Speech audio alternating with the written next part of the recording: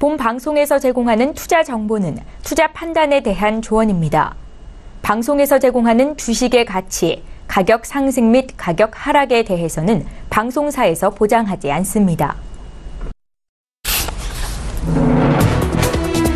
시청자 여러분 안녕하십니까. 출발 증시와이드 2부로 돌아왔습니다. 최은정입니다. 어제 국내 증시에서 코스피 지수가 외국인들의 대량 매도가 IT에 집중이 되면서 이틀째 밀리며 2,500선 아래로 밀렸었습니다. 어제 코스피는 전일 대비해서 0.42% 내린 2,499포인트로 거래를 마쳤는데요. 삼성전자가 잠적 4분기 실적을 내놨는데 시장의 예상치를 하회했다라는 평가가 나오면서 전기 전자업종의 동반 부진을 이끈 것이 영향을 미쳤습니다. 반면 코스닥은 하루 만에 반등해서 0.59% 상승한 834포인트로 거래를 마쳤는데요. 오늘 정부가 코스닥 시장 활성화 정책을 발표할 예정입니다. 이 같은 기대감이 어제장에도 반영이 됐다라고 전문가들은 풀이하고 있습니다. 자, 오늘 국내장 움직임 어떨지 두 분의 전문가와 함께 추천주 공개해드리는 시간 마련할 거고요. 2부 시간에는 시청자 여러분들 고민하고 계시는 종목 상담도 받으실 수 있습니다. 샵 0082번으로 지금 문자 참여해 주시면 되겠습니다. 자, 지금 시각이 8시 51분을 막 넘어서고 있고요. 오늘도 시초가 공략주부터 들어볼게요. IBK투자증권의 박성환 차장 만나보겠습니다. 차장님 안녕하세요. 네, 안녕하십니까? 예, 장 개장 전에 시초가 공략주 듣고 있는데요. 오늘은 어떤 종목이 눈에 띄셨습니까? 네, 최근에 IT 관련된 종목들이 부침이 심하게 나타나고 있습니다만은 그 가운데서도 수급과 움직임이 나쁘지 않았던 BH를 말씀드리겠습니다. 4분기 잠정 실적이 발표가 됐는데 매출액이 2,653억 원에 영업이익 935원으로 시장 기대치를 상회했습니다. 수익성이 높은 애플향 RF PCB 위주의 제품 믹스 개선과 인건비가 저렴한 베트남 법인에서의 생산 비중 확대에 기인합니다. 4분기 애플향 RF PCB 매출액은 2,050억 원으로 전분기 대비 92.7% 증가함에 따라 애플향 매출액이 전사 매출액이 차지하는 비중도 3분기 56%에서 4분기 77% 증가한 것으로 추정됩니다. 아마 최근에 인터플렉스 관련된 이슈가 제기되면서 오히려 BH 같은 경우는 MS가 좀 더 확대된 것으로 확인할 수 있겠습니다. 올해 연간 실적은 매출액이 1조 2,200억 원 그리고 영업이익은 1,455억 원으로 추정이 되는데 애플향 RF PCB 공급분의 온기 반영과 올해 하반기에 디스플레이의 면적이 더 커진 OLED 아이폰 출시가 예상됨에 따라 추가적인 신제품 모델에 탑재됨으로써 RF PCB의 추가적인 판가 인상 여지가 있습니다. 전체적으로 연간 올해 애플향 RF PCB 공급량을 약 2억 개 수준으로 시장이 추정하고 있기 때문에 2017년 대비 135% 증가할 것으로 전망됩니다. 이 중 BH의 공급 점유율이 40% 정도로 가정되고 있고요. 이 경우에 2018년 전사 매출액 중 애플향 매출 비중이 74%에 달하면서 2017년 대비 24%포인트 증가할 것으로 전망됩니다. 전체적으로 애플향 비중이 늘어나면서 영업이익률도 개선될 것으로 보고 있습니다. 단기 목표가는 32,000원, 손절가는 25,000원 제시하겠습니다. 예, 4분기 실적이 기대치를 상회했다라는 관점으로 말씀을 하셨죠. BH 오늘 시초가 공략주였습니다. IBK투자증권의 박성환 차장의 의견 들어봤습니다. 고맙습니다. 네, 감사합니다. 예, 저희 본격적으로 라이브 매매타임 시간 갖겠습니다. 함께해 주실 두 분의 전문가 화면으로 먼저 만나보시죠. 초특급 종목 공개 라이브 매매타임. 밑꼬리만 있다면 고점 돌파도 시간 문제. 밑꼬리 매매의 달인 박용경. 안정과 성장, 미래 가치를 한 번에. 철학이 있는 투자 신일섭. 예, 오늘도 두 분의 전문가 나와 계시는데요. 인사부터 드리겠습니다. 하나금융투자의 박용경 FA 팀장 오셨고요. 벤자민 투자연구소의 신일섭 소장 이렇게 두 분과 함께하겠습니다. 안녕하세요. 네, 안녕하세요. 예, 반갑습니다. 자, 오늘도 전일장 특징주부터 전략을 좀 짜보겠습니다. 어제 많이 오르거나 내린 종목 중에서 사볼 만한 종목이 있는지 두 분의 의견 들으실 수 있고요. 먼저 볼 종목은 LG 상사입니다. 어제장에서 종가 기준으로 4% 올랐는데 외국인 투자자들이 지난달 21일 이후로 연일 순매수 중이라고 하거든요. 두 분의 의견 들어볼게요. 3, 2, 1. 예. 굿으로 일치가 됐습니다. LG 상사에 대한 코멘트는 저희 박용경 팀장님께 들어볼게요. 네, 일단 LG 상사 같은 경우는 뭐 계속적으로 외국인과 기관의 그 수급이 견조해서 지금 상승세를 유지를 하고 있는데 일단은 3만 원을 돌파할 것이라고 지금 생각이 됩니다. 왜냐하면 일단 4분기 올해 일단 4분기 영업이익 컨센서스를 좀 시장치를 좀 달성을 했고요. 그리고 그에 따른 기대감에 기관과 외국인 수급이 계속적으로 들어오고 있습니다. 그리고 11월 말쯤에 이를 예측을 했는지 거래량이 크게 한번 들어와서 지금 이평선을 상회하여서 지금 돌파를 하는 모습을 좀 보여주면서 주가 흐름이 좀 좋은 모습을 좀 보여주고 있습니다. 하지만 이제 좀 주목해서 보셔야 할 부분이 31,000원과 32,000원, 그 31,500원 사이를 좀 돌파를 할 수 있는지 이 부분을 좀 주목해서 좀 보셔야 될 것 같고요.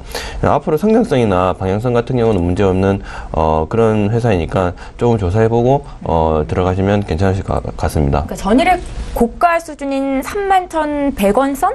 네네네. 그 정도를 뛰어넘는지를 봐야 된다라는 말씀이신 거죠? 지금 돌파 직전인데 이 부분을 쉽게 돌파를 하게 된다면 충분히 우상향할 수 있는 힘이 비축이 됐다라고 판단하시면 될 것 같습니다. 예, LG상사부터 풀어드렸습니다. 저희 다음 종목 바로 볼게요. 교보증권입니다. 교보증권의 주가가 어제 6% 가까이 올랐는데 장중에는 8% 이상 상승이 됐었고요. 나흘째 상승 움직임이 나타나고 있습니다. 지난해 어닝 서프라이즈를 기록했다라는 소식이 있었는데 두 분의 의견 들어볼게요. 3, 2, 증권주 중에서 1. 교보증권은 참 오랜만에 의견을 듣습니다. 두 분 모두 굿 들어주셨고요. 신일섭 소장님.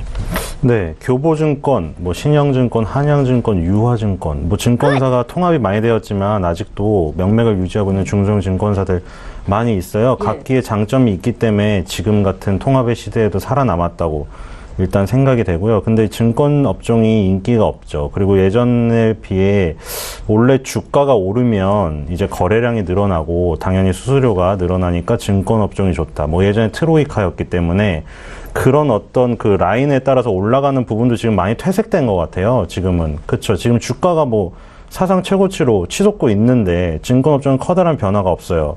지금 일단 미래에셋과 삼성증권, 미래에셋 대우죠. 삼성증권 보시면 대형 증권사죠.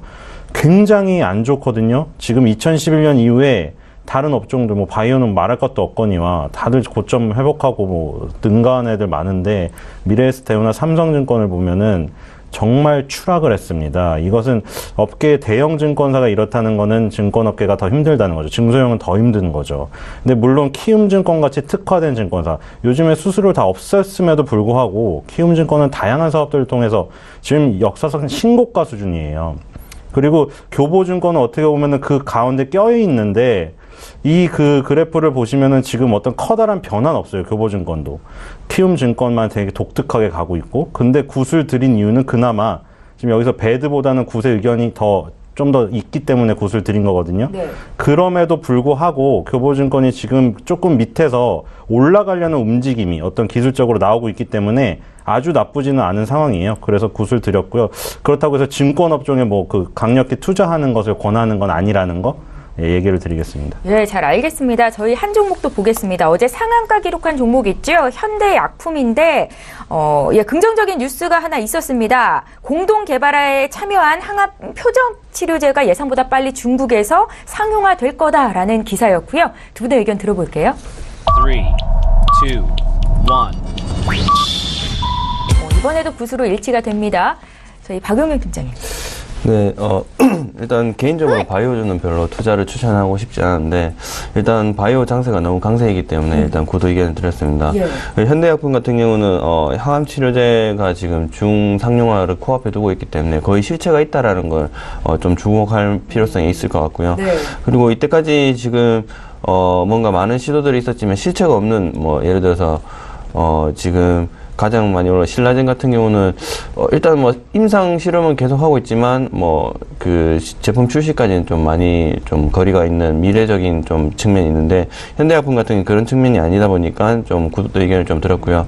그리고 지금 거래량이 크게 한번 나왔기 때문에 상한가 간 놈이 한번 계속적으로 간다고 지금 단기적으로 좀 접근을 하실 때 좀 주의하셔서 큰 수익보다는 좀 작은 수익을 좀 추구를 하신다면 충분히 수익 볼 수 있는 종목이지 않을까라는 관점에서 굿 의견을 좀 드렸습니다.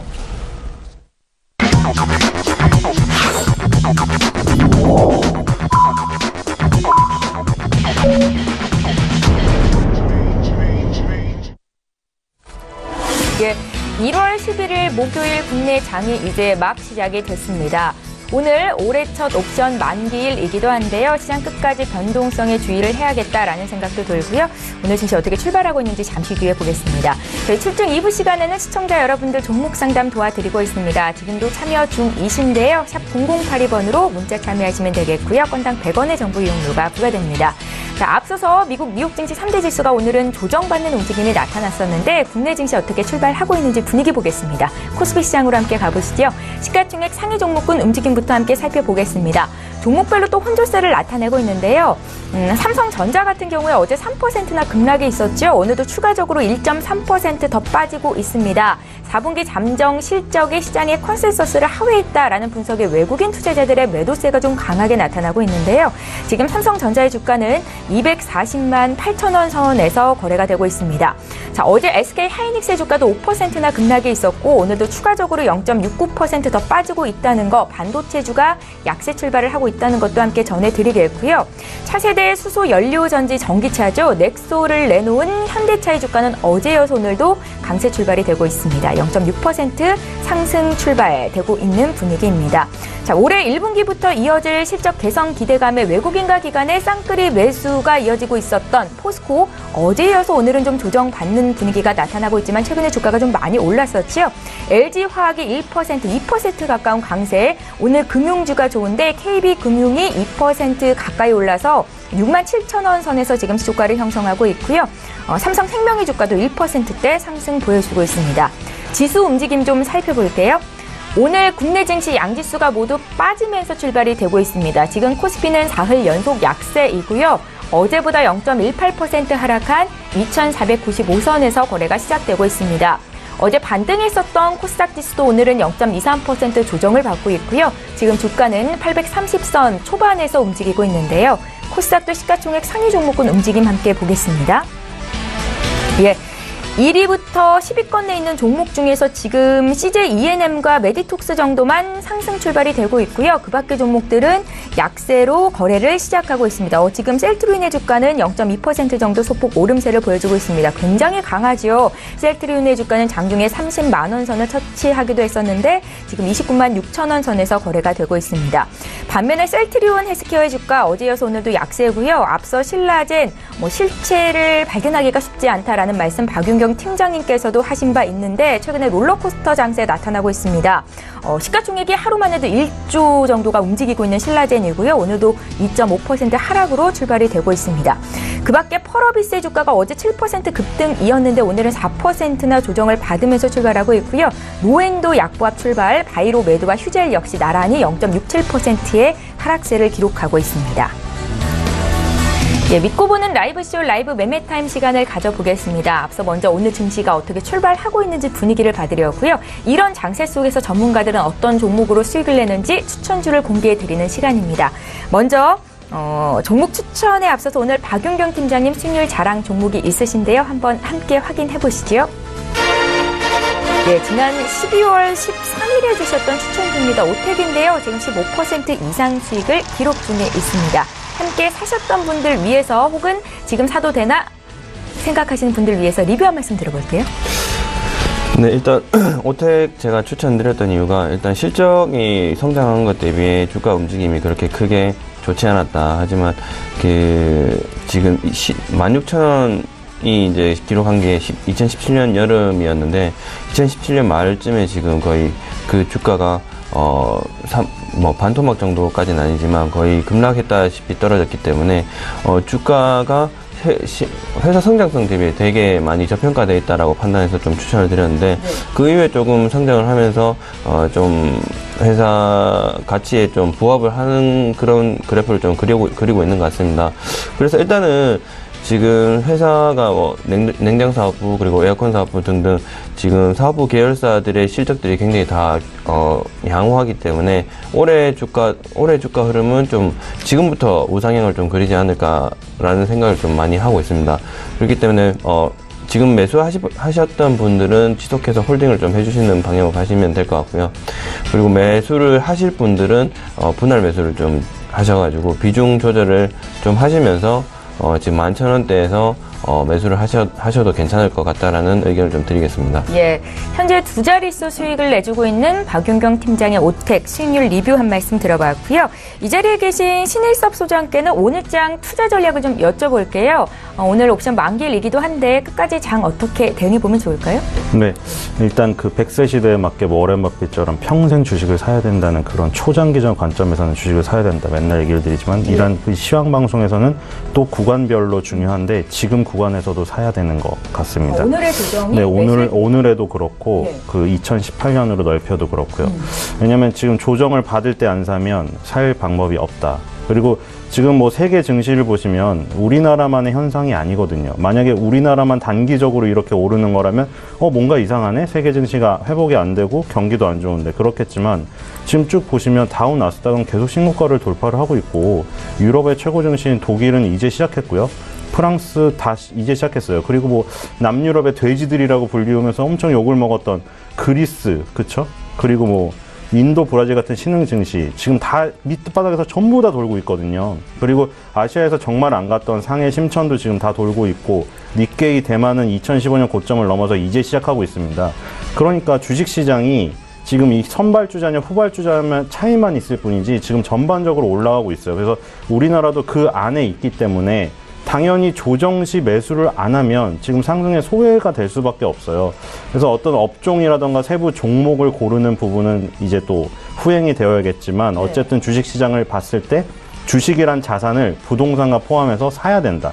그리고 지금 뭐 옵션 만기든 뭐든 여러 핑계가 나올 거예요. 주가가 내려올 때는 핑계를 찾아서 기사를 써야 되기 때문에 그 기사에는 항상 타이틀에 핑계가 나오게 되어 있지만 그 핑계가 나오면 오늘 사야 되는 날이네 하고 사야 됩니다. 그리고 올라가지고 뭐 신고가를 갱신했니 이런 날은 오히려 단기적으로 안 사야 되는 날이고 그렇게 대응을 하시면서 2018년은 사는 날이 많고 파는 날이 적은 그런 식으로 대응을 하시면 좋을 것 같습니다. 예, 글로벌 증시가 동반 상승세를 나타내고 있고 오늘뿐만이 아니라 2018년도 증시는 오를 거기 때문에 조정 시 매수 관점이 유효하다라는 말씀이셨습니다. 그렇다면 어떤 종목을 사야 될까요? 두 분의 전문가와 함께 추천주 공개해드리는 시간 이어갈 텐데요. 나도 고수가 될 수 있다 라이브 매매 타임. 오늘 박윤경 팀장님의 종목부터 보겠습니다. 12종목 공개해 주시죠. 네, 종목 리뷰를 좀 드리겠습니다. 첫 번째 종목은 카카오인데요. 일단 카카오는 제가 다시 한번 매수 사인을 좀 드렸었는데 그 이유가 이제 뭐 업비트 지분을 가지고 있는 두나무라는 회사의 지분을 가지고 있는 가장 주주이면서 그리고 전방위 계열사의 실적들이 가장 호조가 계속적으로 실적 개선이 이루어지고 있고 특히나 카카오 프렌즈 같은 캐릭터 사업 분야에선 정말 한금알로 넣는 거의를 발견한 것만큼 정말 영업이익률이 지금 계속적으로 좋아지고 있습니다. 하지만 지금 오늘 장에 좀 조정을 받는 이유가 이제 제가 생각할 때는 가상화폐에 대한 규제가 정부 규제가 점점 심해지고 있다라는 그런 관점에서 좀 접근을 하시면 될 것 같은데 일단 뉴스를 보시면 뭐 가상화폐 거래소를 폐지를 하겠다라는 그런 말들이 굉장히 많이 나오고 있는데 사실 폐지라는 거는 제가 생각할 땐 불가능할 것이라고 판단이 됩니다. 그리고 단기적인 악재로 작용할 가능성이 굉장히 농후하다고 판단이 되면서 일단 카카오 주가가 거기에 따른 급락이 좀 오고 있지 않나라고 판단이 되고요. 일단 가상화폐 거래소 같은 경우는 지금 너무도 많은 그런 자금들이 몰려있기 때문에 쉽게 폐쇄를 한다라는 거는 일단 정부 정책이나 이런 법상 좀 금융법상 맞지 않다라고 좀 판단이 되고 일단은 좀 비올 때 좀 피할 수는 있다라고 생각을 합니다. 그렇기 때문에 카카오 같은 경우는 지금 비중을 좀 줄이면서 비중 조절을 해야 될 때가 아닌가 싶습니다. 그래서 일단 그 뉴스가 꺼지고 난 이후에 이제 다시 한번 재진입을 비중 조절 이후 재진입을 좀 권해드리고요. 하지만 카카오 자체적인 모멘텀은 좀 살아있다라는 그런 말씀을 좀 드리고 싶습니다. 아직 뭐 실적이나 이런 부분들이 단기적으로 악재로 인해서 꺼질 부분은 아니기 때문에 모멘텀은 살아있다라는 말씀을 좀 드리고 투자할 때 좀 참고를 하셨으면 좋을 것 같습니다. 네, 알겠습니다. 네, 그 다음 종목으로는 일단 두산엔진입니다. 두산엔진 같은 경우는 지금 인수합병 관련해서 지금 계속적으로 진행을 하고 있는데 거의 가시화가 됐다라고 보시면 됩니다. 일단 주가가 3,500원 선에서 거의 반등을 하고 올라와주는 모습을 좀 보여주고 있고 최근 주가가 5,000원에서 급락을 했기 때문에 일단 우선 협상 대상자가 확실하게 정해지면 일단 주가는 한 번 더 크게 점프업을 할 것이다라는 생각이 들고요. 일단 내정자로서는 뭐 여러 가지 기업이 있겠지만 최대로 제가 좀 관심 있게 지켜보고 있는 기업이 일본의 뭐 중공업 계열 쪽인데, 그쪽으로 가게 되면 두산엔진이 자기의 분야인 중저속 엔진을 조금 더 시너지 효과를 내면서 활용할 수 있는 그런 회사의 가치를 좀 더 부각할 수 있는 M&A를 할 수 있기 때문에 주가는 여기서 조금 더 업그레이드 되지 않을까라는 관점에서 좀 말씀을 드리고 있고요. 네. 항상 지금 관심을 가져야 될 포인트가 M&A가 지금 진행 중에 있으면서 지금 두산그룹은 팔아야 될 수밖에 없는 입장이다. 하지만 그 매각 대금이 얼마인지 그런 부분을 좀 매각 대금이 얼마인지, 그리고 매각할 회사가 어디 회사로 매각되는지 그런 부분을 좀 관심 있게 지켜보면서 좀 접근하시면 두산엔진도 충분히 수익을 올릴 수 있는 기업이 되지 않을까라는 그런 말씀을 좀 드리겠습니다. 네. 그 다음 종목은 상강 M&T 좀 말씀을 드리겠는데요. 상강 M&T는 지금 지속적인 호재 뉴스에도 불구하고 주가가 계속적인 제자리 걸음을 하고 있습니다. 최근에 함정 분야 주요 방위산업체 지정을 하면서 주가가 한번 좀 크게 움직이나 싶었더니 다시 한번 좀 가라앉았다가 그 이후에 조달청으로부터 또 한번 수주 공시, 그러니까 매출의 30%에 가량 3분의 1 수준의 수주 공시를 했는데도 불구하고 주가가 7%의 급등을 하더니 다시 한번 제자리 걸음으로 또 다시 돌아왔습니다. 그런 만큼 좀 힘을 비축하고 있는 그런 모습을 좀 보이고 있는 게 아닌가라는 생각이 좀 많이 들고요. 그리고 가장 중요한 게 아직 거래량이 크게 한번은 터지지 않았습니다. 10월 초에 한번은 거래량이 나와줬지만 한 번 더 큰 거래량이 한번 나와주면 주가가 한번 크게 올라갈 수 있는 그런 발판을 마련할 수 있다라고 좀 판단이 되는데요. 일단 주가 자체는 지금 11,000원까지 올라갔던 주가가 지금 예전에 이란 쪽 사업을 크게 4천억 규모의 이란 사업을 수주를 하면서 크게 성장을 한번 했었는데, 그 위에 주가가 좀 꺼지면서 지금 5,000원 가량 거의 반토막 나는 주가로 조금 다시 회귀했습니다. 회귀한 만큼 지금 뭐 상강 M&T의 가장 중요하게 볼 분야는 일단 1분기 실적이 어떻게 나와주느냐, 그런 부분과 올해 중장기적인 부분으로 봤을 때 조선수리 쪽 시장 업황과 그리고 정부에서 수주를 얼마만큼 줄 수 있느냐, 그런 부분을 좀 눈여겨보면서 투자를 하시게 되면 지금 가격대는 충분히 저점 매수를 할 수 있는 기회가 되지 않을까라는 말씀을 좀 드리겠고요. 매수를 하실 부분은 지금 매수를 하셔도 크게 문제가 없을 가격대로 좀 보여집니다. 그래서 일단 목표가 같은 경우는 7,000원대로 좀 잡고 움직이시면 될 것 같고요. 네. 그 다음 종목 포스코 좀 말씀을 좀 드리겠습니다. 네. 포스코 같은 경우는 지금 계속적으로 제가 좀, 말씀을 좀 드렸던 종목인데, 일단 최근에 가장 큰 뉴스였던, 중국발 지금 시장이 우리나라 글로벌적인, 시장 상황에 굉장히 좋아지는 흐름을 좀 보이고 있습니다. 왜냐하면 중국 쪽의 철광산업 구조조정과 더 이상 중국 내수 시장만으로는 커버할 수 없는 그런 시장 수준까지 이뤄왔기 때문에, 일단 포스코 같은 경우는 지금 2015년부터 꾸준히 우상향을 하면서 지금 2018년 올해 초인 지금 주가 수준이 거의 2배 가까이 올랐다라고 보시면 되는데, 일단 앞으로 주가는 중국과 기타 여러 가지 철강산업 시장 현황에 따라서 좀 더 우상향할 수 있는 그런 가능성이 농후하다라고 좀 말씀을 드리겠고요.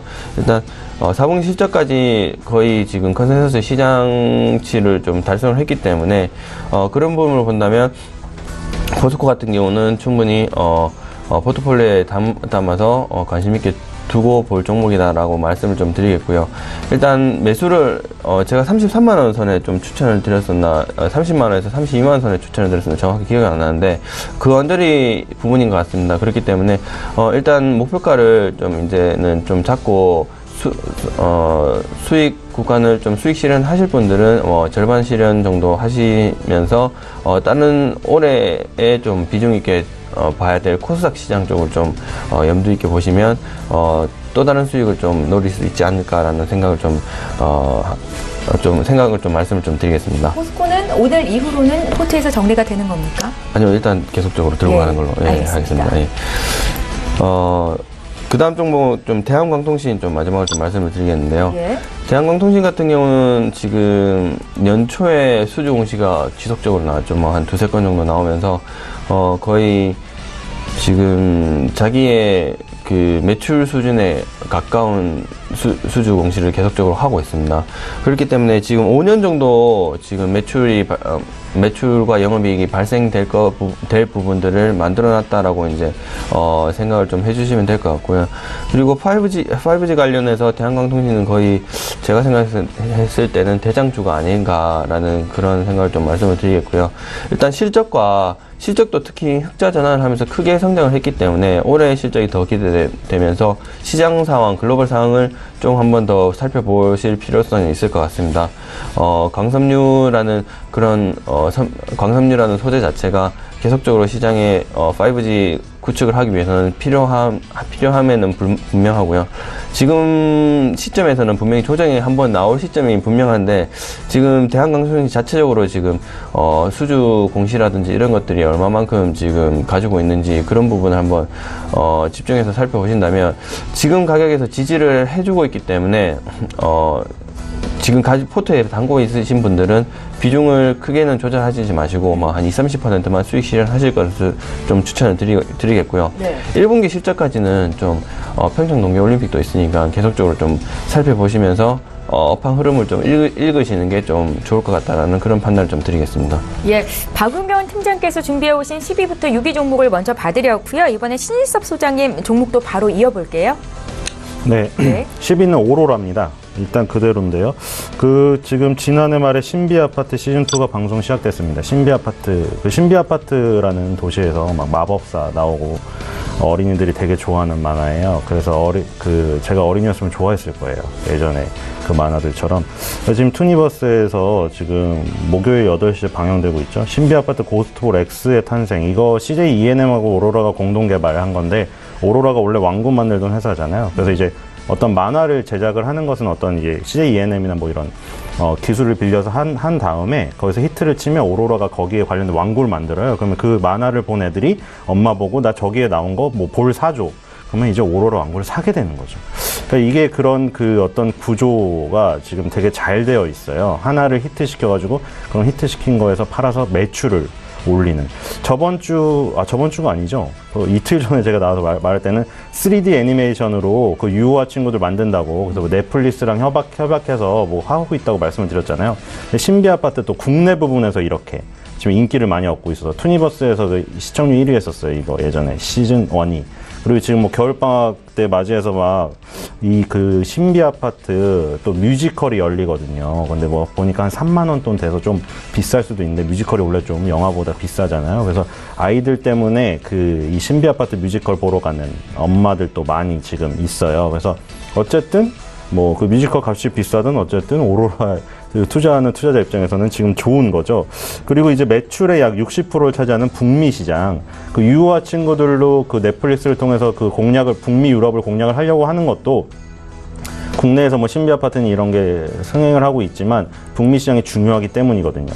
북미 시장을 보면 뭐 주가가 좋은 것도 당연히 있고, 그래서 이제 트럼프가 지지율이 올라가잖아요. 사람들은 돈을 벌게 해주면 지지율이 올라가요. 정치적인 성향보다 돈이 우선이거든요.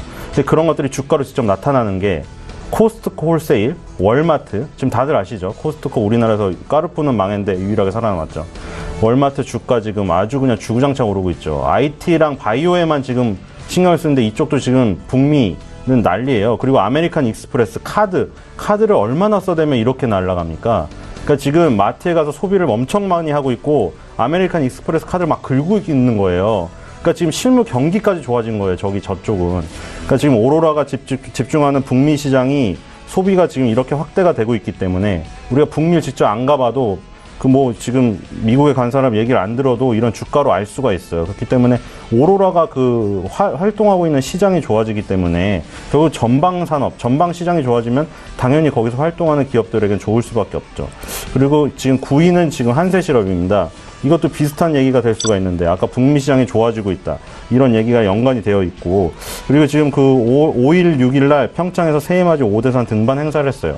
그 다음에 제1회 호찌민시 성악 경연대회를 2017년도 개최를 했어요. 이 얘기 왜 드리냐면 베트남과 연관이 많이 되어 있는 거 아시죠? 베트남 젊은이들이 한세실업에 취업하고 싶어 해요. 그러니까 워낙 그 회사에서도 잘해주고 한세실업이 베트남에서 오랫동안 기지를 운영했기 때문에 거기에서 이제 그 아주 뭐 선망의 대상이에요, 일단. 그래서 이제 계속해서 거기 투자를 하는데 체육대회도 연다고 말씀을 드렸는데 이번에 또 성악경연대 이거 이제 2년마다 정기적으로 개최할 예정이라고 합니다. 이런 것들이 유대관계를 형성하는 게 되게 좋죠. 왜냐면 베트남 그 시민들, 국민들, 이 근로자들이 이제 열심히 일을 해주고 한세실업은 거기서 이제 그 저렴한 인건비로 만든 그 옷이라던가 뭐 원재료를 수출을 하니까 아주 좋은 거고, 그리고 연간 3억 장의 의류 생산 및 수출을 하고 있는 지금 상황입니다. 그래서 지금 한세실업은 지금 주가는 지금 굉장히 안 움직이고 있고, 근데 하지만 아까 북미 시장의 주가 이런 소비들이 지금 좋아지고 있는 것들이 보이고, 그리고 우리나라에서 LG 패션이 LF로 바뀌었죠. LF가 어제 급등하고 오늘 좀 쉬고 있는데 밑바닥에서 지금 올라가려는 부분이 보이고 있어요. 연봉으로 보면 거의 5년을 쉬었는데 5년 쉬고 2년째 지금 올라가고 있습니다. 그래서 완성 의류업체도 성장, 지금 그 회복을 하려고 하고 있는 것같이 보이네. 그리고 북미 유럽 시장도 살아나고 있네, 소비가. 그러니까 전방산업이 살아나고, 저번에 뭐 그 갭이라던가 이런 거의 주가는 다 보여드렸죠. 그래서 그런 부분들이 지금 살아나고 있기 때문에 한세실업도 곧 지금 회복될 가능성이 있다, 이렇게 보시면 될 것 같고요. 그리고 지금 그 8위는 SPC 삼립입니다. 뭐 삼립 호빵 얘기를 많이 드렸는데 오늘도 호빵 얘기를 일단 드리겠습니다. 호빵이 지금 1971년 출시 이후에 지난 시즌까지 누적 판매량 58억 개, 엄청나죠. 그리고 2018년도에 지금 하고 있는 마케팅이 뭐가 있냐면 게일해잖아요. 그래서 뭐뭐 하시게 뭐 이런 다른 데서도 마케팅 많이 하던데 여기도 마찬가지예요. 롱 이어밥 제품을 출시했어요. 이게 뭐냐면 2018년 행복이 쭉 해피 롱 이어, 해피 뉴 이어를 해피 롱 이어로 했죠. 근데 해피 롱, 여기서 나오는 롱 이어 밥이 이 창작 캐릭터인데 얘가 이제 닥스훈트예요. 근데 우주에서 놀다가 이제 불시착을 한 거예요, 지구에. 그래서 지구의 친구들 막 도와주는 애거든요. 근데 여기서 보면 이제 SPC 그룹에 그 우리가 많이 가는 데들 많잖아요. 지금 파리바게뜨, 베스킨라빈스, 던킨도너츠, 파스코치, 잠바주스. 아, 라인업이 되게 탄탄해요. 그쵸? 예전에 삼립 호빵 기업이 아니에요, 이제. 그래서 이 그 모든 이 브랜드들이 지금 롱 이어 밥, 이 제품을 공동 마케팅을 해요. 그러니까 어떤 유대관계나 이런 마케팅 측면에서 더 도움이 될 수가 있겠죠. 어느 곳을 가도 해피 스탬프를 찍을 수 있어요. 스탬프 모으시는 거 좋아하시는 분들 계시잖아요. 그러니까 이런 SPC 삼립 이런 것들 하는 거 보니까 아, 얘가 이제 호빵도 잘 팔리고, 그러니까 원래 호빵주였을 때 계속 그 모멘텀으로 작용하던 겨울 호빵 매출도 지금 탁월하고, 그리고 SPC 삼립이라고 브랜드 간판을 달고 이제 종합 이런 그 브랜드로 나가는 데서도 보니까 공동 마케팅도 하고 우리가 아는, 익히 아는 브랜드들도 많구나. 그래서 SPC 삼립 이 하고자 하는 방향대로 지금 가고 있고 우리 생활 속에 들어와 있구나, 이런 것들을 알 수가 있을 거예요. 그리고 지금 그 탑 7은 제주항공입니다. 제주항공도 그 큰 소식이 하나 있었죠. 제주항공이 지금 2006년도 6월 달에 취항했는데 11년 6개월 만에 연간 탑승 수 1000만 명 돌파했거든요. 얼마 전에 1000만 명 돌파 이벤트도 했었죠. 그래서 지난해 12월 18일 날 기록했는데요. 국적사 중 3번째예요. 그럼 뭐예요? 대한아시아나 다음이잖아요. 그러니까 LCC 중에는 1등이겠죠. 1000만을 돌파했고, 이 최근에 하는 거 보니까 청주국제공항에서 태국, 대만, 몽골 등 3개국 부정기편으로 운영을 시작을 했어요. 이거 뭐냐면 불만 있으신 분들 많았잖아요. 지방에 사시는 분들, 야 서울만 다냐? 서울은 인천공항 가기 좀 가깝죠. 근데 자꾸 부산이라던가 이런 데서 바로 있으면 좋은데, 특히 뭐 부산은 좀 제2의 도시니까 좀 있지만 에어 부산도 있고, 근데 청주라던가 이런 좀 인구가 적은 데서는 인천공항을 다시 올라갔다가 비행기 타고 갔다가 인천공항에 내렸는데 또 집에 가는 거야. 피곤해 죽겠는데. 근데 이제 그런 거를 이제 노린 거죠. LCC로 이제 조금 이제 운행이 잘 되고 하니까 제주항공이 여유가 있죠. 그래서 지방공항을 활성화한다는 어떤 그런 측면도 있는데 잠재 여력 수요를 발굴해서 또 수요를 늘릴 수도 있고, 진에어도 상장이 되었고 TA도 곧 상장을 하고 LCC에 점점 분위기가 좋아지고 있어요. 그래서 제주항공이 지금 몇 달째 지금 행보를 하고 있지만 그런 좋은 부분들이 지금 반영이 되는 지금 상황이 올 거라는 그 생각이 들고요. 그리고 한스바이오메드 6위 종목입니다. 일단 벨라젤 마이크로, 오늘은 지금 그 유방 그 성형물에 대해서 집중적으로 얘기를 할 텐데, 이게 10년간 보형물 파열 교체를 지원해요. 가끔 뉴스 보시면 그런 사고들 많이 있잖아요. 실리콘이 터져서 나중에 부작용이 생기는 가슴 성형 부분에서, 그런 부분에서 10년간 보형물 파열 교체 지원을 해주니까 굉장히 좋고, 그리고 이 벨라젤이라는 브랜드가 작년에 중국 CFDA 승인을 받았어요. 그래서 이 그 우리나라로 따지면 식약처 같은 건데, 그래서 이것 때문에 중국 시장 진출 가속화 얘기가 나오고 있습니다. 어쨌든 중국 시장을 진출하기 때문에. 그래서 피부 재생으로 시작했는데 미용 쪽으로 갔죠. 근데 미용 쪽으로 가고 지금 하고 있는 게 줄기세포 치료제 이런 쪽도 조금 하고 있어요. 그러니까 여러 군데 걸쳐 있는데 지금 일단 가장 중점적으로 하는 게 미용 성형 중에서도 리프팅 실도 있고 있는데 가슴 성형 부분에서 이제 중국 시장이 열리게 되면 큰 성과가 나오기 때문에 그런 기대감으로 오르는 부분도 있는 것 같고, 그래서 주가가 신고가인 것도 있어요. 그래서 단기적으로 과열됐다는 거 말고는 지금 건드릴 게 없습니다. 그래서 계속 보시면 좋을 것 같고요. 그 다음에 5위 종목이 하나 남았나요? 5위 종목은 잠시 뒤에 5위 종목은 보겠습니다. 신일섭 소장님, 6위까지 맞췄죠? 예, 말씀하신 종목들이 사실 투자해야 되는 이유는 분명하죠. 아이디어가 굉장히 좋은데 시장에서 관심을 받고 있지 못한 종목들도 있단 말이죠. 이 같은 종목들은 지금 사서 얼마나 들고 가면 좋을까요? 한세실업 같은 게요? 예. 그러니까 이제 지금 막 뜨거운 거를 사고 싶은 마음이 되게 심할 거예요. 근데 예를 들어 바이오가 갑자기 급락을 할 수도 있잖아요. 그런 부분에서 한세실업 같은 경우는 예를 들어 우리가 지금 파블로프 효과라고 금방 얼마 전에 얘를 잊어버리는데 2011년부터 2015년까지 오른 거를 보세요. 한세실업이 2011년에 4,000원이었어요. 2015년에 7만 원을 갔어요. 4년 만에. 그런 뜨거웠던 거를 완전 잊어버리고 2016년도에 잠깐 1년 하락한 것 때문에 한세실업 끝났나 보다. 그래서 아예 잊고지네요. 그러다가 이제 뉴스도 안 나오고, 그러다가 또 갑자기 바이오에만 열중하고 있다가 나중에 한세실업 보니까 또 갑자기 5, 6만 원 가 있어. 아유, 그때 살 걸. 그런 거거든요. 지금 뉴스에 안 나오고 그러고 있지만 예전에 한세실업의 성장을 보고 지금 계속 살펴보고 있는 분들은 지금 사시는 게 좋은 부분이고, 그런 어떤 얼마나 들고 있어야 되는 부분에서는 아까 전에 코스트코 홀세일, 월마트, 아메리칸 익스프레스 이런 북미의 전방 산업에 갈 수 있는 부분들이 오르고 있고, 저번에 갭이라던가 패스트 리테일링 주가, 유니클로 운영하는 거 다 보여드렸죠. 지금 다 오르고 있어요. 그런 것들이 오르고 있고, 우리나라 LG 패션 같은 완성주 올랐죠. 그 다음에 한세실업, 영업무역 이런 OEM, ODM주가 오를 가능성이 있어요. 그러니까 길어봐야 제 생각에 3개월 정도 들고 가면 지금 바닥에서 어느 정도 기술적으로도 올라가는 부분이 보일 거라고 생각이 됩니다. 예, 투자 아이디어를 어떻게 얻고 계신지 신일섭 소장님 종목 구체적으로 살펴봤습니다. 저희 이번에 문자 종목 상담 도와드릴게요. 휴대전화 뒷번호 3849님께서 두산 인프라코어를 문의하셨는데 매수 가격이 9,130원이시고요. 15%를 가지고 계십니다. 추가 매수가 가능하겠습니까? 라는 질문을 하셨는데 최근 두산 인프라코어 매수 추천하시는 전문가도 꽤 있으시거든요. 박영경 팀장께 들어볼게요. 네, 일단 수익 구간이신 걸 좀 축하드리면서 제 의견을 좀 말씀을 드리자면 두산 인프라코어를 추매를 하시는 것보다 다른 좀 핫한 종목을 새롭게 매수를 하시는 게 좀 좋지 않을까라는 관점에서 좀 말씀을 드리겠는데요. 네. 일단 지금 수급과 뉴스에 나오는 실적들 이런 부분을 보면 굉장히 좋은 영향을 좀 미치는 부분은 사실입니다. 하지만 두산 인프라코어에서 연봉을 보면 아직 갈 길이 멀었다라고 월봉을 보면 아직 갈 길이 멀었다라고 판단되는데, 일단 차트상 2015년부터 지금 2018년 올해까지 거의 한 3배 가까이 지금 주가가 올랐다라고 좀 보시면 됩니다. 거의 지금 2015년 1월 저점이 지금 3,300원이었는데, 2016년 1월이죠. 3,300원이었는데 2018년 초에 보시면 거의 10,000원 가까이, 거의 3배 정도 성장을 했다라고 보시면 됩니다. 네. 그렇기 때문에 지금 중국발 호재 뉴스가 어디까지 얼마나 갈 건지는 일단 아무도 모르는 것이기 때문에 중국은 건설 경기에 굉장히 영향을 많이 받고 그만큼 공급처도 굉장히 많다라는 걸 좀 알고 계시면 좋을 것 같고요.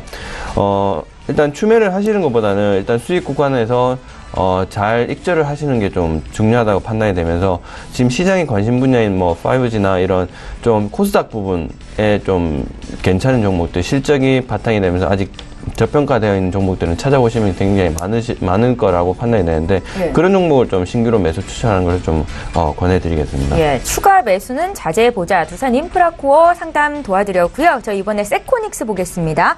세코닉스를 14,500원에 20% 들고 계신 4477님의 종목이고요. 대응 전략 짜드릴게요. 신일섭 소장님. 네, 그냥 편하게 들고 가시면 될 것 같아요. 일단 저는 수급적인 부분 얘기할게요. 세코닉스 카메라 여러 부분 만드는 거 아시기 때문에 지금 이 스몰캡들 중에 좋은 것들이 많은데 바이오 쪽에 몰려 있어서 지금 각광을 못 받는 것 뿐이라고 생각이 돼요. 일단 신형 자산 운용이 작년에도 계속해서 늘렸고, 지금 주주 현황 보시면 신형 자산 운용의 사인 이 22.24%를 갖고 있어요. 지금 대표가 갖고 있는 것들이 22.51이거든요. 합치면 반이에요. 국민연금공단까지 하면 거의 반이에요. 근데 저게 뭐냐면 대주주 그리고 신용자산운용은 10년 이상 된 펀드 매니저들이 많아요. 다른 데는 옮기는 데가 많은데 신용자산운용은 가치주 투자를 하기 때문에 굉장히 오래 갖고 있거든요. 국민연금은 더할 나위 없고 그럼 50% 물량이 잠겨 있어요. 거기다가 연도로 보면은 지금 한 번 그 상승을 2012년에 강하게 200% 가까이 한 다음에 만 6년째 옆으로 기고 있거든요. 그리고 나서 그 만 6년째 기고 있는 동안 저런 자산운용사라든가 국민연금은 계속 늘렸어요. 그렇기 때문에 장기적인 물량이 잠겼기 때문에 실적도 좋아지고 뭐 보고서 나오고 이러면 뜰 수밖에 없는데 지금 시장의 포커스가 여기 안 맞춰져 있어서 그럴 뿐이에요. 그래서 그냥 편하게 들고 가시면 결국 이런 부분이 스몰캡은 조금만 물량이 들어와도 단기적인 물량이 그건 금방 튀어 오르기 때문에 세코닉스는 그때를 기다리면서 계속 가지고 가셔야 된다고 생각이 됩니다. 예, 잘 알겠습니다. 간단 명료하시네요. 세코닉스는 편하게 들고 가자라고 조언을 하셨습니다. 저희 지금 장중에 저가 매수 신호 와 있는데요. 오늘 저가 매매의 달인은 바로투자증권에 있습니다. 윤정식 과장 전화 연결해 보겠습니다. 과장님 안녕하세요. 네, 안녕하세요. 예, 저희 오늘 종목 듣기에 앞서서 수익률 리뷰를 좀 해보겠습니다. 셀트리온을 들고 계시죠? 셀트리온을 사셔서 지금 수익이 162%가 났거든요. 오늘 장에서도 추가적으로 오름세를 보이고 있고 얼마나 더 갈까요?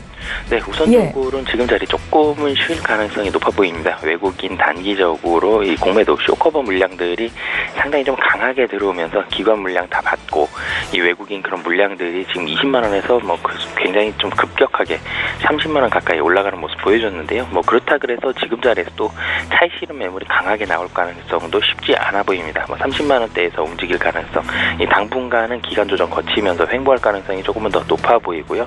하지만 좀 더 길게 본다라면은 지금 자리에서도 뭐 셀트리온 지금 굉장히 좀 핫하죠. 지금 시가총액도 상당히 좀 많이 올라가면서 국내 증시 3위까지 올라가는 그런 기염을 토했는데요. 지금 제품들도 다 매출 잘 나오고 있고 향후 기대감까지 살아있기 때문에 뭐 추가적으로도 뭐 기간 조정 뭐 조금만 더 길게 본다라면은 35만 원 정도까지도 충분히 가능할 것으로 보여집니다.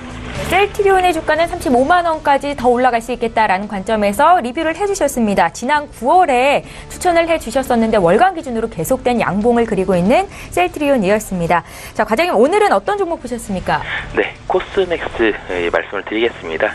최근에 가장 분위기 좋은 섹터 꼽자라면은 뭐 이번 주에 화장품 섹터 빼놓을 수가 없는데요. 그 중에서도 코스맥스 상당히 좀 바닥권에서 움직이고 있고 수급적으로는 외국인과 기관이 강하게 들어와서 올려주고 있습니다. 최근에 중국인 관광객 상당히 빠르게 증가하고 있고요. 작년 대비해서 뭐 최소 50% 이상 올라갈 것으로 보이기 때문에 화장품 쪽 분위기는 분명히 좋다라고 보여집니다. 2017년은 사드 때문에 화장품 관련한 종목들 모두 다 실적이 좋지 않았었는데요. 코스맥스도 마찬가지로 좋지 않았습니다. 뭐 그렇기 때문에 2018년도 실적이 이 2016년도만큼이 아니더라도 어느 정도만 회복이 돼도 기도 효과로 인해서 상당히 많이 증가되는 그런 모습을 보여줄 수가 있을 것 같고요. 그리고 중국이 줄어들면서 미국, 러시아, 일본과 같은 이 다른 선진국들도 상당히 좀 매출이 늘어나고 있는 그런 추세이기 때문에 다른 곳이 늘어났고 그리고 중국은 회복된다라는 포인트로 보신다면 지금 자리 충분히 매력적이다라고 보여집니다. 가격 전략 같이 말씀드리겠는데요. 워낙 바닥권에서 지금 올라가고 있기 때문에 현대 가격 잡으셔도 뭐 이 거래일 올랐지만 큰 부담 없을 것 같고요. 단기적으로 목표가 14만 원, 손절가 12만 원 말씀드리겠습니다. 예, 화장품주가 연 이틀 급등세를 보이고 있는데 그중에서도 코스맥스 주셨습니다. 어제여서 오늘도 3% 이상 오르는데요. 지금 자리도 저가 매수 기회다라는 관점이셨죠. 바로투자증권의 윤정식 과장과 함께했습니다. 고맙습니다. 네, 감사합니다. 예, 저희 방송에서 제공하고 있는 정보는 투자 판단에 대한 전문가들의 조언입니다. 해당 주식의 가치나 수익률을 보장하고 있지는 않다라는 점도 함께 기억하시면 좋겠고요. 저희 계속해서 라이브 매매타임 시간 갖겠습니다. 박윤경 팀장님. 네, 첫 번째 오텍 말씀드리겠습니다. 오텍은 처음에 리뷰를 좀 해드렸었는데 네. 일단 오텍은 계속적으로 좀 들고 가시는 게 좀 좋을 것 같다라는 판단에 좀 말씀을 드리겠습니다. 말씀드렸다시피 지금 냉장 사업 부분하고 에어컨 사업 부분에서 굉장히 수익이 잘 나고 있고 올해 지금 편의점이라든지 이런 부분들이 계속적으로 늘어나고 있기 때문에 냉장 사업 부분이 좀 더 매출이 좀 올라갈 것이다라는 시장 관측이 있으면서 그리고 아이스크림 전문점도 특히나 좀 생겨나고 있기 때문에 그 부분도 좀 좋은 매출에 좋은 영향이 좀 끼친다라고 좀 판단이 되고요. 일단 실적 대비 뭐 재무제표를 보시면 아시겠지만 실적 대비 작년 실적 대비 올해 실적이 분명히 증가를 했지만 2016년 대비 2017년입니다. 증가를 했지만 주가는 거의 반토막 수준으로 낮다라는 그런 부분을 좀 참고를 해주시면 접근하시기에 좀 편하실 거라고 좀 생각이 되고요. 일단 지금 자리에서도 지금 11,000원대에서 다시 한번 행보하는 모습을 좀 보여준다면 추가 매수를 통한 수익 창출 구간이라고 좀 판단이 됩니다. 그렇기 때문에 지금 매수 구간이 지금 지금 매수를 하시는 분들 같은 경우는 짧게 손절가를 한 1,500원 정도로 가져가시면서 좀 대응을 하시면 될 것 같고요. 그 이후에 이제 분할 매수로 지금 대응을 하실 분들은 지금 행보를 하시는 이 구간에서 좀 매수를 하시라고 좀 말씀을 좀 드리겠습니다. 그 다음 또 뭐 LGU 플러스 말씀드리겠습니다. LGU 플러스 같은 경우도 지금 제가 11,000원에서 12,000원 사이 정도에 좀 추천을 좀 드렸는데 굉장히 좀 많이 좀 좋은 모습을 좀 보여주고 있습니다. 일단 통신주와 5G 관련주 같은 경우는 일단 평창 동계올림픽에 앞서서 굉장히 포트에 좀 담아두라고 좀 말씀을 드렸었는데요. 그 SK나 KT, LGU 플러스 어느 기업 하나라도 괜찮습니다. 괜찮고요. 그 중에서 저는 LGU 플러스 좀 추천드렸던 이유가 그 통신 3사 중에서 좀 저평가되어 있으면서 수익 창출 구간, 수익이 영업이익이라든지 이런 부분들이 좀 성장을 많이 했다. 그리고 LG 같은 부분은 옛날에 인식 자체가 제가 LTE망이 들어오면서 크게 통신 품질 같은 부분이 크게 차이 없어졌기 때문에 그 소비자 인식들도 굉장히 괜찮아지고 있다라고 좀 말씀을 드렸고요. 그리고 IoT 분야도 지금 계속적으로 좀 LGU 플러스의 수익 창출 구간, 수익 창출에 대한 기여를 하고 있기 때문에 그런 부분을 좀 종합적으로 살펴봐 주신다면 지금 자리에서도 충분히 분할 매수로 접근 가능하지 않을까. 그리고 특히나 1월 10일 날 거래량이 조금 380만 주 정도 나와주면서 크게 지금 한 8% 정도 마감을 했기 때문에 이때도 한번 수급이 좀 들어왔다라고 판단을 해주시면 될 것 같습니다. 그렇기 때문에 지금 자리에서 크게 매수하시는 의견에 대해서는 크게 부정적이지 않다라는 관점을 좀 말씀을 좀 드리겠습니다.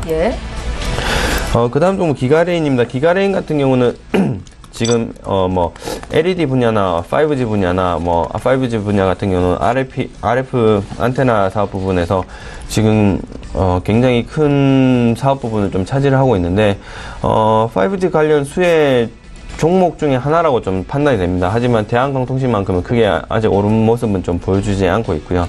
한점 거래량은 꾸준히 좀 나와주고 있다는 점 참고를 해주셨으면 좋겠고, 일단 실적이나 이런 부분들이 좀 괜찮다. 그리고 M&A를 통해서 기업 성장을 하려고 하는 계속적인 그런 노력도 좀 보여주고 있기 때문에 지금 횡보나 지금 박스권에 갇혀서 움직이는 모습이 지금 계속적으로 좀 보여주고 있습니다. 그래서 지금 2,800원에서 3,000원 사이에는 충분히 매수 구간이라고 좀 말씀을 좀 드리겠고요.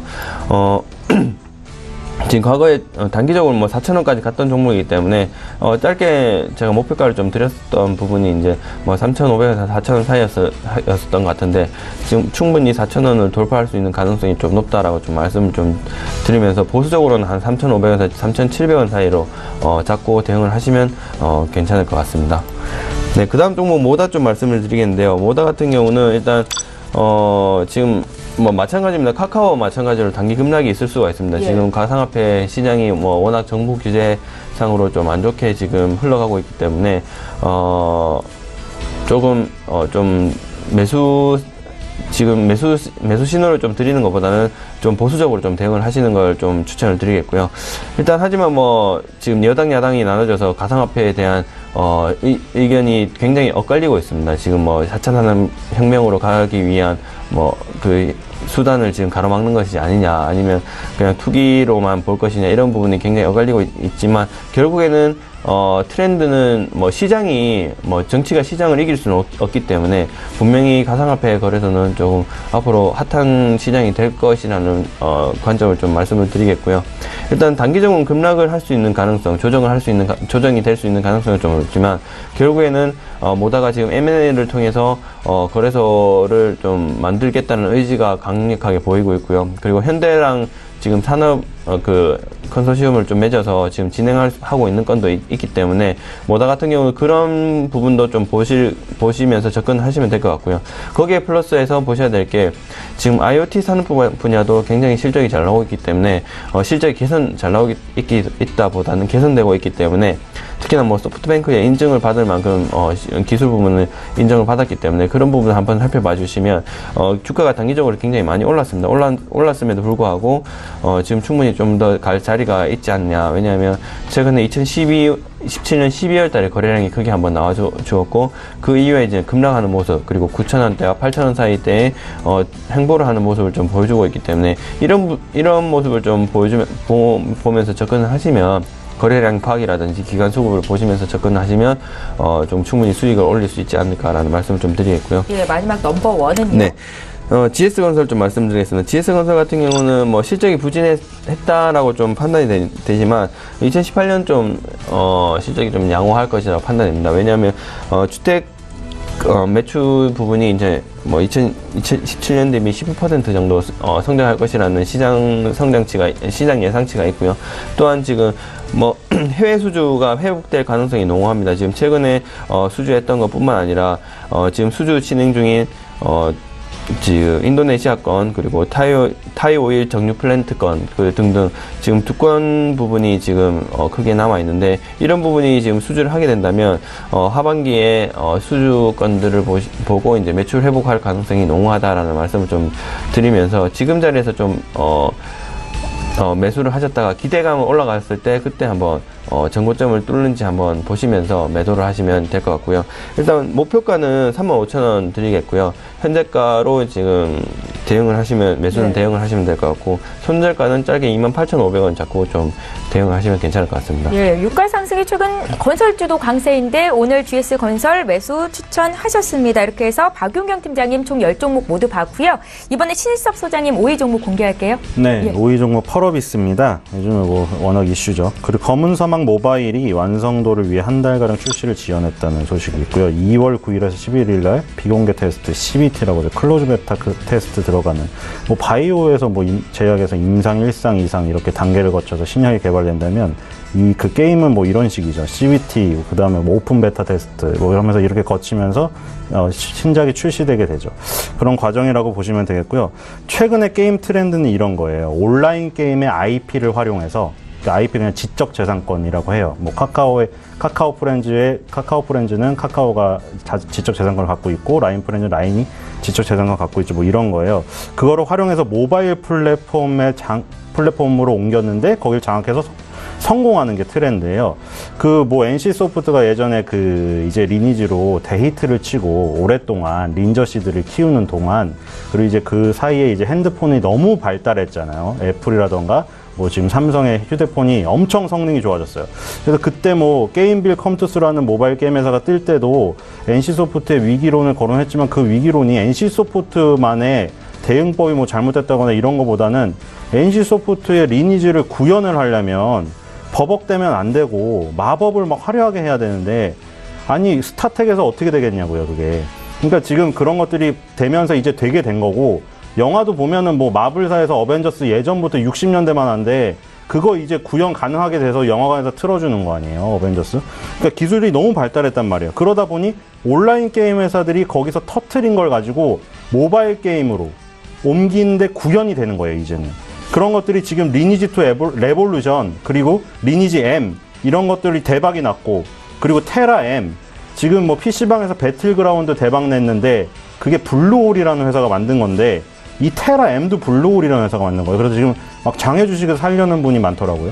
블루홀이 지금 상장을 준비하는 소식이 있기 때문에, 어쨌든 그게 대박을 터뜨렸는데, 테라 M도 마찬가지예요. 테라를 터뜨렸기 때문에 그걸 가지고 테라 M을 만들었는데 이제 휴대폰 성능이 좋아서 그게 구현이 되니까 거기서 마법도 하고 하는 거예요. 그래서 이런 것들이 지금 그 어떤 트렌드예요. 그래서 그 와중에 리니지2의 레볼루션, 테라 M이 이미 그걸 깔아놨잖아요. 이 지적재산권 온라인 게임에서 터뜨린 걸로 모바일을 장악을 했네? 왜냐면 지금 모바일 게임 순위를 보세요. 예전에는 애니팡이라던가 이런 게 순위에 있었어요. 간단하게 할 수 있는 아케이드 게임. 근데 지금 다 MMORPG가 휩쓸었어요. 예전엔 상상할 수 없었던 거거든요. 롤플레잉 게임을 여기서 구현을 하려면 정말 최신 폰 아니면 안 되거든요. 지금 웬만한 폰 다 되니까. 그리고 펄어비스도 그래서 그런 깔아놓은 선도주자들에 힘입어서 검은 사막 모바일을 이제 이런 상황에서는 터트릴 가능성이 더 높아지는 거죠. 그래서 그런 부분을 보면 펄어비스 좀 성공 가능성이 더 높지 않나 그런 생각이 들고요. 그 다음 그 4위 종목은 카카오입니다. 카카오 많은 얘기를 했어요. 너무 하는 사업이 너무 많기 때문에. 그래서 오늘은 로엔 얘기를 할게요. 일단 로엔이 카카오에 편입된 건 아시죠? 로엔 엔터테인먼트도 정말 대단한데 다른 엔터테인먼트 뭐 그때 뭐 SM, YG, 로엔 해가지고 3대 주주에서 뭐 엔터테인먼트 주주가 엄청나게 상승하고 이런 적이 있었잖아요. 지금 갑자기 없어졌어요. SM이나 YG 얘기 안 나오죠. 바이오 얘기만 나오고. 근데 로엔이 그때 뭐 얘기가 다 이런 거죠. 아이유 없으면 어떡하냐. 로엔은 그냥 아이유 엔터테인먼트 아니야? 아는 가수도 없어. 뭐 이런 거였어요. 지금 완전히 회사가 바뀌었어요. 로엔이 카카오로 들어갔는데 사명을 카카오 M으로 변경하기로 했어요.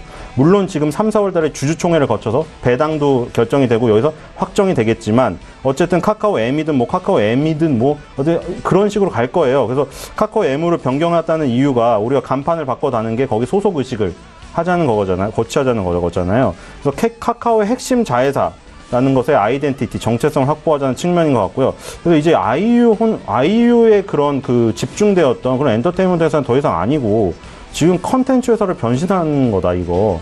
카카오는 플랫폼이 너무 다양해요. 물론 네이버가 인터넷 플랫폼은 장악을 하고 있지만 카카오는 카카오톡 중심으로 해서 그쪽에 그 중심내 부분이 많기 때문에 그런 쪽에서 로엔에 또 컨텐츠들이 많잖아요.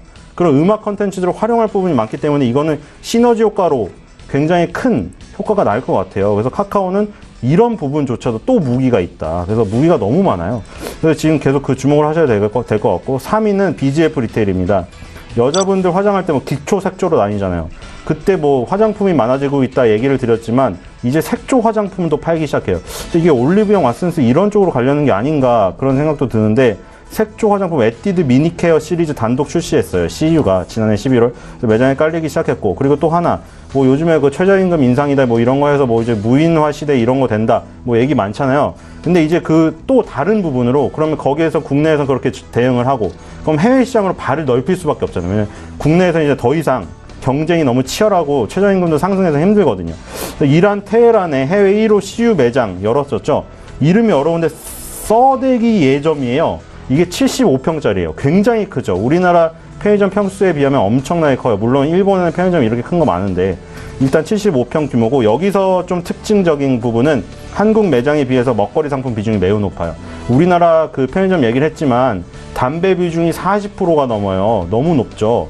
근데 이 지금 그 이란 쪽에서는 먹거리 비중을 높였다. 이쪽에 편의점도 가봤더니 요즘 편의점 많이 바뀌고 있더라고요.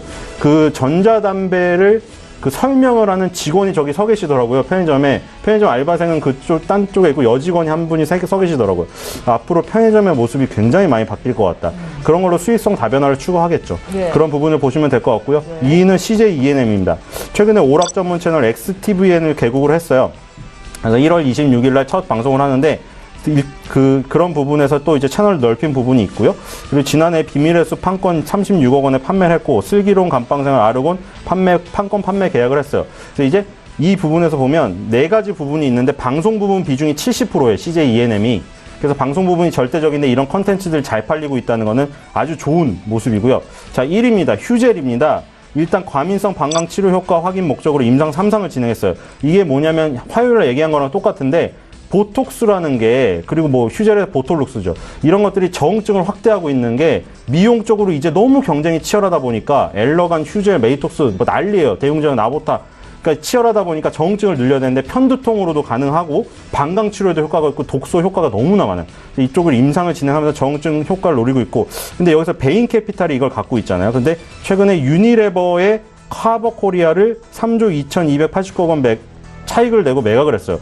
그래서 조단위 차익을 얻었는데 그래서 베인캐피탈은 회사를 운영하기보다는 약간 팔아넘기려는 그런 게 있기 때문에 휴젤이 나중에 또 조금 성장을 하면 다른 쪽에 또 M&A를 할 가능성도 있어요. 그래서 그런 부분을 이슈로 보면서 대응을 하시면 될 것 같습니다. 한 가지만 여쭤보겠습니다. 두 분 모두 포트에 카카오가 있는데 금융당국의 그 가상화폐 규제 움직임에 지금 관련주들이 급락을 하고 있는데요. 오늘도 카카오의 주가는 내립니다.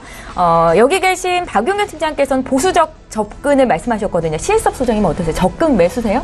예. 왜냐면 그런 이 이슈로 뜬 거를 카카오 주주들은 오히려 안 좋아할 거예요. 전통적인 주주들은. 예. 카카오를 지금 그걸로 단기 매수하신 분들은 업비트 관련주다 하고 매수했기 때문에 단기적인 움직임이 나타난 건데, 카카오 주주들은 너무나 하는 사업이 많고 그런 것들은 되게 일부분이에요. 두나무의 지분 7%밖에 되지 않아요. 그렇기 때문에 그런 이슈로 오른 부분 때문에 떨어진다? 오히려 너무 좋아하는 거죠. 지금 2014년 8월 달에 고점에 기술적으로 마켓이 지금 떨어지는 부분까지 걸려가지고 핑계로 떨어지면 아주 사서 아주 좋은 타이밍이라고 생각이 됩니다. 예, 잘 알겠습니다. 이렇게 두 분의 전문가와 함께 오늘도 총 10종목씩을 공개해드렸는데요. 다시 한번 종목 정리 도와드릴게요.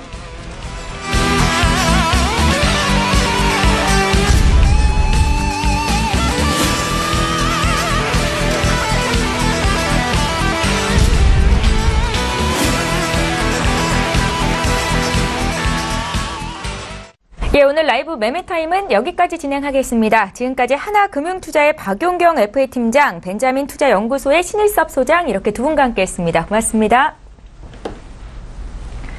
예, 출발 증시와이드 이제 마치겠습니다. 오늘 국내 증시 양지수가 모두 하락으로 출발했다가 지금 코스닥 지수는 상승 전환이 됐고요. 어제보다 소폭 올라와서 838선에서 거래가 됩니다.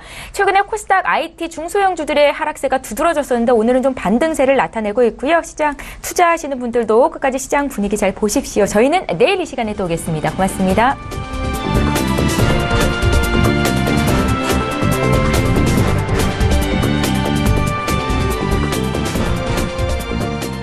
본 방송에서 제공하는 투자 정보는 투자 판단에 대한 조언입니다.